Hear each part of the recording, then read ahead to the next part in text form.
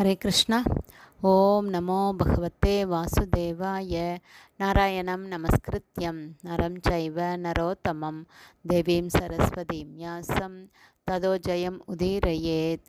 நஷ்டப்பிராயேஷு அபத்ரேஷு நித்யம் பாகவத சேவையாம் பகவதி உத்தமஸ்லோகே பக்திர்பவதி நைஷ்டகி.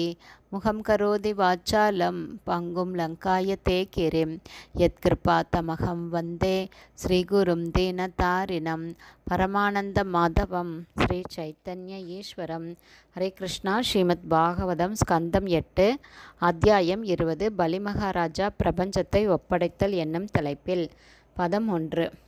ஸ்ரீ சுக உவாச்ச பலிர் ஏவம் கிருஹபதிஹி குல ஆச்சர்யேன பாஷித்த தூஷ்ணீம் பூத்வா க்ஷணம் ராஜன் உவாச்ச அவஹிதோ குரும். டிரான்ஸ்லேஷன்.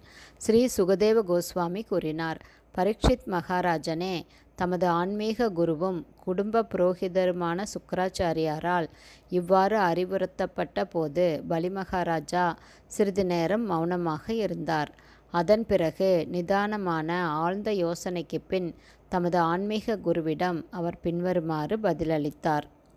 வாமன தேவருக்கு கொடுத்த வாக்குறுதியை மறந்துவிடும்படி இப்போது சுக்கராச்சாரியார் பலிமகாராஜாவுக்கு அறிவுரை கூறினார்.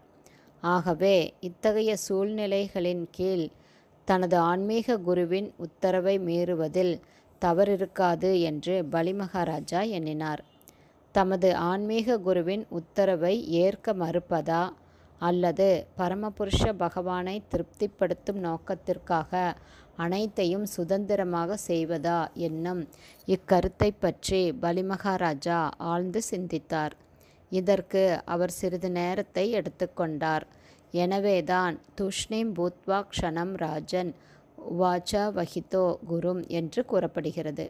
இதை பற்றி ஆழ்ந்து சிந்தித்த பின் குருவின் அறிவுரையை மீறுவதில் அபாயம் இருந்தாலும் எல்லா சூழ்நிலைகளிலும் பகவான் விஷ்ணுவே திருப்தி செய்யப்பட வேண்டியவர் என்று பலிமகாராஜா முடிவு செய்தார். குருவாக இருக்க வேண்டிய ஒருவர் விஷ்ணு பக்தி கொள்கைக்கு எதிராக நடந்தால் அவரை ஒரு குருவாக ஏற்றுக்கொள்ளக்கூடாது. அவ்வாறு தவறுதலாக ஏற்றுக்கொண்டிருந்தால் அத்தகைய ஒரு குருவை ஒருவன் துறந்துவிட வேண்டும். அத்தகைய ஒரு குரு பின்வருமாறு விவரிக்கப்படுகிறார்.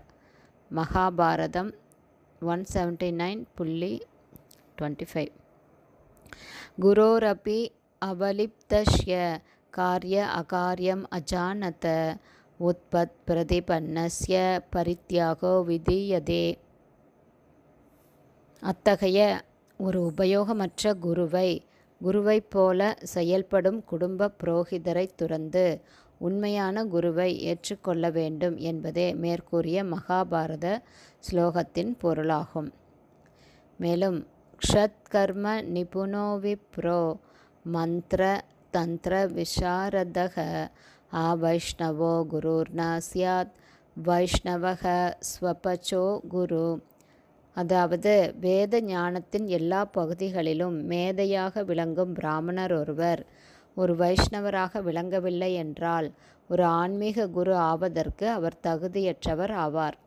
ஆனால் தாழ்ந்த குலத்தில் பிறந்த ஒருவர் ஒரு வைஷ்ணவராக இருப்பாரானால் அவர் ஒரு ஆன்மீக குருவாக மாறலாம். இதுவே மேற்கூறிய பத்ம புராண ஸ்லோகத்தின் பொருளாகும். ஹரே கிருஷ்ணா. ஸ்ரீமத் பாகவதம் ஸ்கந்தம் 8 அத்தியாயம் 20 பலிமகாராஜா பிரபஞ்சத்தை ஒப்படைத்தல் என்னும் தலைப்பில் பதம் 1 ஸ்ரீல பக்திவேதாந்த சுவாமி பிரபுபாதாவின் விளக்க உரை இத்துடன் நிறைவடைந்தது. ஹரே கிருஷ்ணா. ஸ்ரீல குருதேவுக்கு ஜெய்.